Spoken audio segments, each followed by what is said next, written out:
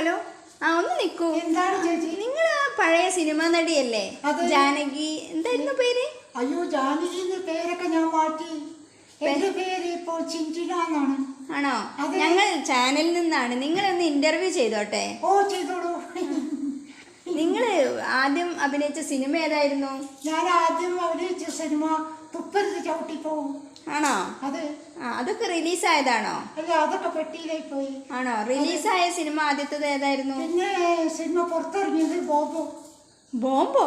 Sex ബോംബായിട്ട് അഭിനയിച്ചിട്ടുള്ളത്. അത് റിലീസായി? അതൊക്കെ പുറത്തു വന്നു. ആണോ? ഓ, അത് ശരി.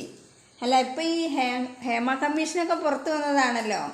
അപ്പൊ നിങ്ങൾ ആരെങ്കിലും പീഡിപ്പിച്ചിട്ടുണ്ടോ? എന്നെയോ? അയ്യോ, എന്നെ പറ്റി പീഡിപ്പിച്ച ഞാൻ പറയണ്ടെന്ന് വിചാരിച്ചിട്ടാണ്.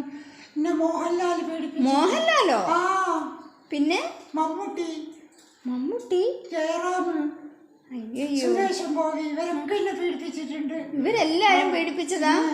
ഷാജി കൈലാസ് സംവിധായകൻ, ഐവി ശശി, ഹരിഹരൻ. അയ്യോ, ഇവരെല്ലാരും പീഡിപ്പിച്ചതാ? ഇവരൊക്കെ എന്നെ പീഡിപ്പിച്ചാണ് ചേച്ചി. ആണോ? എല്ലാരും പീഡിപ്പിച്ചിട്ടുണ്ട്.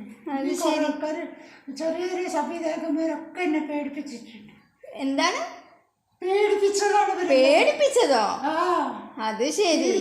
ഇവരെല്ലാരും എന്നെ പേടിപ്പിച്ച്. അതെന്തിന്?